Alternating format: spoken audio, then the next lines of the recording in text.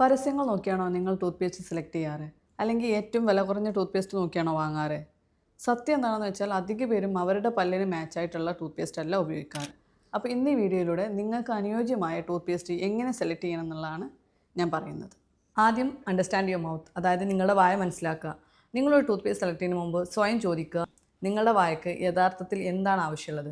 അതായത് നിങ്ങളുടെ പല്ലിന് പൊളിപ്പുണ്ടോ, അല്ലെങ്കിൽ നിങ്ങളുടെ മോണയിൽ നിന്ന് ബ്ലഡ് വരുന്നുണ്ടോ, അല്ലെങ്കിൽ എപ്പോഴും ഇങ്ങനെ എന്താ പറയുക പല്ലിന് കേട് വരുന്ന പല്ലുകളാണോ, അങ്ങനെ എന്താണെന്ന് ആദ്യം മനസ്സിലാക്കിയിട്ട് വേണം ടൂത്ത് പേസ്റ്റ് സെലക്ട് ചെയ്യാൻ. കാരണം ഓരോ വായയും ഡിഫറെൻ്റ് ആണ്. അതുപോലെ തന്നെയാണ് ഓരോരുത്തരുടെ പല്ലിന് മാച്ചായിട്ടുള്ള ടൂത്ത് പേസ്റ്റും ഡിഫറെൻ്റ് ആയിരിക്കും. അധികാരം പറയാത്തൊരു കാര്യം ശരിയാണ്, ഇൻഗ്രീഡിയൻസ് എന്തൊക്കെയാണെന്നുള്ളത് നമ്മൾ ടൂത്ത് പേസ്റ്റ് നോക്കണം. പക്ഷേ അതിനേക്കാൾ ഇമ്പോർട്ടൻ്റ് ആണ് ഈ ഇൻഗ്രീഡിയൻസിൻ്റെ കോൺസെൻട്രേഷൻ എത്രയുണ്ടും അതിൻ്റെ കോമ്പിനേഷൻ എങ്ങനെയാണ് ഈ ടൂത്ത് പേസ്റ്റിൽ വരുന്നത് എന്നുള്ളത് നോക്കൽ അതിനേക്കാൾ ഇമ്പോർട്ടൻ്റ് ആണ്.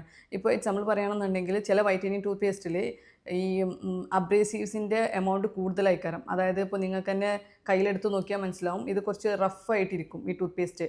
അപ്പോൾ അങ്ങനെയാണെന്നുണ്ടെങ്കിൽ അത് ഒരിക്കലും ഡെയിലി യൂസിന് നിങ്ങൾ യൂസ് ചെയ്യരുത്. അത് നിങ്ങളുടെ ഇനാമിൽ തേയ്മാനത്തിന് കാരണമാവും. ഇനി ചില ആളുകൾ ടൂത്ത് പേസ്റ്റിൻ്റെ അടിയിലുള്ള കളർ സ്ട്രിപ്പ് നോക്കിയിട്ട് സെലക്ട് ചെയ്യുന്നവരുണ്ട്, ഗ്രീന് അങ്ങനെയൊക്കെ എന്നുണ്ടെങ്കിൽ സെലക്ട് ചെയ്യുന്നവരുണ്ട്. അതല്ല നിങ്ങൾ നോക്കേണ്ടത്, അതിൻ്റെ ഇൻഗ്രീഡിയൻസ് നോക്കുക. കൂടാതെ ADA അപ്രൂവ്ഡ് ആണോ നോക്കുക, അല്ലെങ്കിൽ ഇനി UAE ആളാണെന്നുണ്ടെങ്കിൽ ESMA അപ്രൂവ്ഡ് ആണോ നോക്കുക. അടുത്തത് പേഴ്സണലൈസേഷൻ, അതായത് നിങ്ങളുടെ പ്രോബ്ലത്തിന് ഏത് ഇൻഗ്രീഡിയൻ്റ് ആണ് നോക്കേണ്ടതെന്നുള്ളതാണ് ഇനി പറയുന്നത്. ഫസ്റ്റ് വൺ, നിങ്ങൾക്ക് പല്ലുപുളിപ്പുള്ള ആളാണ്, അതായത് തണുത്തതോ മധുരമുള്ളതോ എന്തെങ്കിലും കഴിക്കുമ്പോഴേക്കും പല്ലുപുളിപ്പ്, അല്ലെങ്കിൽ എന്താ പറയുക തണുത്ത കാറ്റടിക്കുമ്പോഴേക്കും പല്ല് പുളിക്കുന്ന ആളാണ്, അങ്ങനത്തെ ആളാണെന്നുണ്ടെങ്കിൽ നിങ്ങൾ നോക്കേണ്ടത് പൊട്ടാഷ്യം നൈട്രേറ്റ് അടങ്ങിയിട്ടുണ്ടോ എന്നാണ്. അല്ലെങ്കിൽ പൊട്ടാഷ്യം നൈട്രേറ്റിൻ്റെ എമൗണ്ട് കൂടുതലുള്ള ടൂത്ത് പേസ്റ്റ് വാങ്ങുക. ഇനി അടുത്തത്, നിങ്ങൾക്ക് ബ്രഷ് ചെയ്യുമ്പോൾ ബ്ലഡ് വരുന്നുണ്ട്, അല്ലെങ്കിൽ മോണവീക്കം, അല്ലെങ്കിൽ മോണ അങ്ങനെ പഴുത്തിരിക്കുന്നുണ്ട്, അങ്ങനത്തെ ഒക്കെ സിറ്റുവേഷൻസിലാണെന്നുണ്ടെങ്കിൽ നിങ്ങൾ നോക്കേണ്ടത് സ്റ്റാനസ് ഫ്ലൂറൈഡ് അടങ്ങിയിട്ടുണ്ടോ എന്നാണ്. പ്രത്യേകം ശ്രദ്ധിക്കുക, മോണവീക്കം അല്ലെങ്കിൽ ബ്ലഡ് വരുന്നതും വെറും പേസ്റ്റ് ഉപയോഗിച്ചാൽ മാറില്ല. നിങ്ങളൊരു ഡെൻറ്റിസ്റ്റിനെ കൺസൾട്ട് ചെയ്തിട്ട് എന്താണ് അതിന് കാരണം എന്നും കൂടി മനസ്സിലാക്കണം. എന്നതിന് ശേഷമേ ടൂത്ത് പേസ്റ്റ് ഉപയോഗിക്കാൻ പാടുള്ളൂ. അതുപോലെ തന്നെയാണ് സെൻസിറ്റിവിറ്റീൻ്റെ കാര്യം. എല്ലാ സെൻസിറ്റിവിറ്റിയും ടൂത്ത് പേസ്റ്റ് ഉപയോഗിച്ചാൽ മാറില്ല. അതിനും ഒരു ഡെൻറ്റിസ്റ്റ് കൺസൾട്ടേഷൻ അത്യാവശ്യമാണ്. പെട്ടെന്ന് അഴുക്ക് വരുന്ന ആളാണ്, അതായത് ക്ലീൻ ചെയ്തിട്ടും പെട്ടെന്ന് അഴുക്ക് വരുന്നുണ്ട്, അങ്ങനത്തെ ആളാണെന്നുണ്ടെങ്കിൽ നിങ്ങൾ ചെക്ക് ചെയ്യേണ്ടത് സിങ്ക് സിട്രേറ്റ് അടങ്ങിയിട്ടുണ്ടോ എന്നാണ്. ഇനി കുട്ടികൾക്ക് നോർമൽ എല്ലാവരും യൂസ് ചെയ്യുന്ന ടൂത്ത് പേസ്റ്റ് കൊടുക്കരുത്. അവർക്ക് പ്രത്യേകം ഫ്ലൂറൈഡ് കുറവുള്ള ടൂത്ത് പേസ്റ്റ് നോക്കി സെലക്ട് ചെയ്യണം. കിഡ്സ് ടൂത്ത് പേസ്റ്റിൽ യൂഷ്വലി ഫ്ലൂറൈഡ് കുറവായിരിക്കും. അങ്ങനത്തെ കിഡ്സിന് സ്പെസിഫിക് ആയിട്ടുള്ള ടൂത്ത് പേസ്റ്റ് വാങ്ങി കൊടുക്കുക അവർക്ക്. ഇനി ചിലർ ഹെർബൽ ടൂത്ത് പേസ്റ്റ് ഉപയോഗിക്കുന്നവരുണ്ട്. ചില ഹെർബൽ ടൂത്ത് പേസ്റ്റിൽ നിങ്ങളുടെ പല്ലിൻ്റെ ബേസിക് ആവശ്യത്തിനുള്ള ഇൻഗ്രീഡിയൻറ്റ് പോലും ഉണ്ടാവാറില്ല. അപ്പോൾ അത് പ്രത്യേകം ശ്രദ്ധിക്കണം. എല്ലാ ഹെർബൽ ടൂത്ത് പേസ്റ്റിനും ഞാൻ തള്ളിക്കളയാമെന്നല്ല, പക്ഷേ ചില ഹെർബൽ ടൂത്ത് പേസ്റ്റ് ഡേഞ്ചറസ് ആണെന്ന് വരെ ഉണ്ട്. ഈ ഡോക്ടർ പറയുന്നത് നിങ്ങൾക്കൊന്ന് ചെക്കൗട്ട് ചെയ്യാം.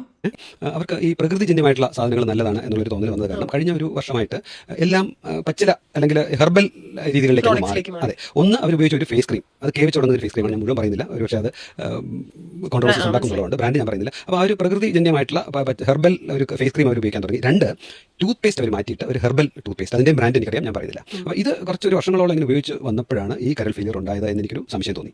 മീൻസ് ഇതാണ് ഞാൻ അവരോട് ചോദിച്ചത്, എന്താണ് ലൈഫിൽ ചേഞ്ച് സംഭവിച്ചത്? മദ്യപാനം തുടങ്ങിയോ? ഇല്ല. ആഹാരം റെസ്റ്റോറൻറ്റുകളിൽ നിന്ന് കൂടുതൽ കഴിക്കാൻ തുടങ്ങിയോ? ഇല്ല. നിങ്ങളുടെ വെള്ളം മാറിയോ? കുടിക്കുന്ന വെള്ളം പുതിയ വീട്ടിലേക്ക് മാറിയോ? ഇല്ല. ഇതാണ് ആകെ ഉണ്ടായിരുന്ന മാറ്റം. അപ്പോൾ ഇത്തരം ഈ കോസ്മെറ്റിക്സിലും ടൂത്ത് പേസ്റ്റുകളിലൊക്കെ ഹെവി മെറ്റൽസ് ഉണ്ടാകാം.